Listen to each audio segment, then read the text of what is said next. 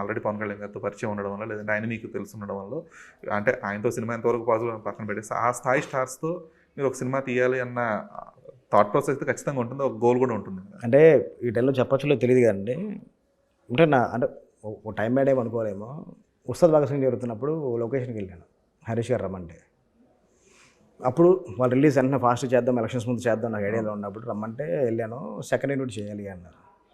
కళ్యాణ్ గారు ఏమో తను డైరెక్టర్ అయిపోయాడు కదా హరీష్, ఎలా చేస్తారు అంటే లేదు సార్ చేస్తాను, కానీ ఇన్ని రోజుల్లో కనీసం మిమ్మల్ని మాత్రం కొన్ని రోజులన్నా మేము డైరెక్ట్ చేసే అవకాశం ఉంటే చేస్తాను సార్ అంటే 70 ఇద్దరు ఓకే అనుకున్నారు.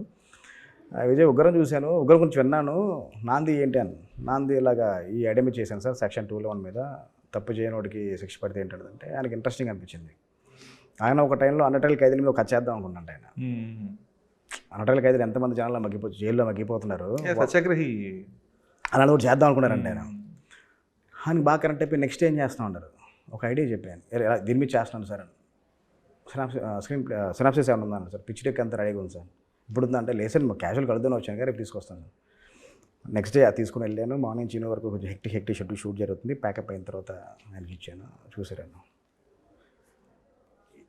ఎలా అంటే ఈ పాయింట్ నువ్వు ఆలోచించావు అన్నారు. లేదు సార్ నా ఫ్యామిలీలో ఒక ఇష్యూలో స్టార్ట్ అయింది సార్ ఇది, దాన్ని నేను కథగా చేశాను, ఐడియా చాలా బాగుంది.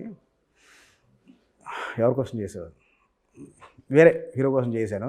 డిస్కషన్ ఎలాగంటే అంటే నేను నాకు సరిపోదాను సార్, మీరు చేస్తే నెక్స్ట్ లెవెల్ సార్, ఒక సోషల్ డ్రామా అది, ఆయన చేస్తే వేరే చరిత్ర, అది ఆయన చేస్తే వేరే చరిత్ర, నేను అంటే నాకు పనికిరాదా అని అంటే లేదు సార్ మీరంటే అంటే ఆలోచిస్తున్నాను అంటే లేదు సార్ బాగుంటుంది సార్ మీకు కాదు ఇప్పుడున్న టైం లిమిట్లో ఎన్ని రోజులు కావాలి నీకు, మీరు చేస్తే 50 days ఇస్తే చాలు సార్. ఓకే ఇది కార్లో పెట్టండి చదివేసినాను, అంటే మార్నింగ్ నువ్వు వచ్చి లొకేషన్కి వచ్చి క్యాపింగ్ మాడుకుందాం. అలా వెళ్ళారు.